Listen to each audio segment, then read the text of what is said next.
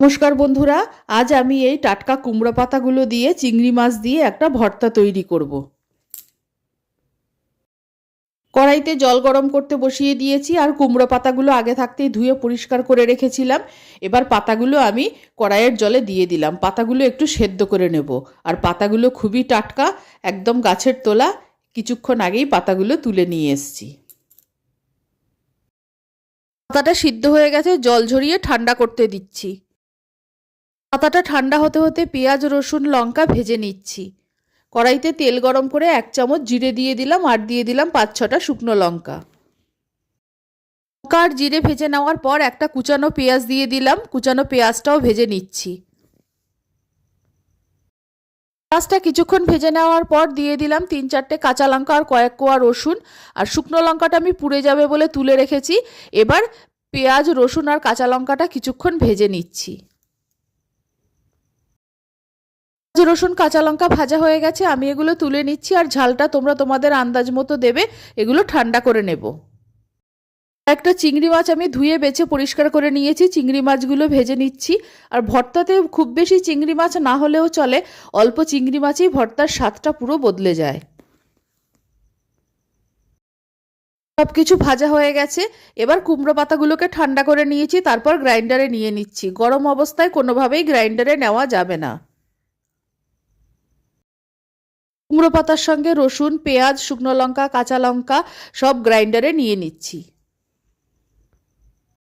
এবার ভেজে রাখা চিংড়ি মাছগুলো দিয়ে দিলাম, একসঙ্গে মিহি পেস্ট তৈরি করে নেব। পেস্টটা তৈরি হয়ে গেছে, আমি একটা বাটিতে ঢেলে রাখছি। আরও কয়েকটা পাতা বাকি আছে, ওগুলোও পেস্ট করে নিচ্ছি। সব পাতা বাটা হয়ে গেছে। এবার কড়াইতে আমি আরও একটু সর্ষের তেল গরম করে নিয়েছি।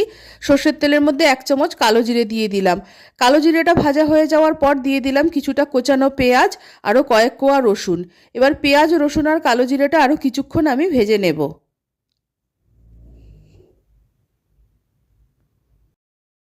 পেঁয়াজ রসুনটা ভাজা হয়ে গেছে। এবার বেটে রাখা পাতাটা আমি দিয়ে দিলাম। এরকম আরও 1 বাটি পাতা বাটা হয়েছে, অনেকগুলি পাতা ছিল। আরও 1 বাটি যে পাতা বাটা হয়েছিল সেটাও দিয়ে দিলাম। আন্দাজ মতো নুন দিয়ে দিলাম।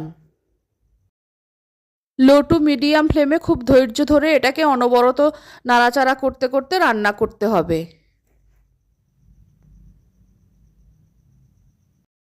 ভর্তাটাকে লো টু মিডিয়াম ফ্লেমে মিনিট 10 রান্না করতে করতে ভর্তাটা প্রায় হয়ে এসেছে। যখন দেখবে ভর্তাটা খুন্তি দিয়ে ওল্টানোর সময় কড়াই থেকে ছেড়ে আসছে আর একটা মন্ড মতো পাকিয়ে যাচ্ছে, তখন বুঝতে হবে রান্নাটা হয়ে এসেছে। আর এই ভর্তাতে 1 ফোঁটাও জল থাকবে না। আমি আরও মিনিট খানেক এইভাবে রান্না করে নেব, তারপর নামিয়ে নেব। 1-2 মিনিট ভর্তাটাকে এইভাবে রান্না করতে করতে ভর্তাটা যে পুরো রান্না হয়ে গেছে সেটা আশা করছি তোমরা দেখে বুঝতে পারছো। পুরোটাই কড়াই থেকে ছেড়ে এসেছে আর মন্ড পাকিয়ে গেছে। এবার আমি নামিয়ে নিচ্ছি। তৈরি হয়ে গেছে চিংড়ি মাছ দিয়ে কুমড়ো পাতার ভর্তা। এই ভর্তা দিয়ে গরম ভাত খেতে খুবই ভালো লাগে। আমার এই রেসিপি ভালো লাগলে অবশ্যই আমার চ্যানেলকে সাবস্ক্রাইব করো, লাইক করো, শেয়ার করো, আমার পাশে থেকো। আর আমার নতুন পুরনো সকল বন্ধুদের আন্তরিক ধন্যবাদ ও ভালোবাসা জানিয়ে আমি আমার ভিডিও শেষ করছি।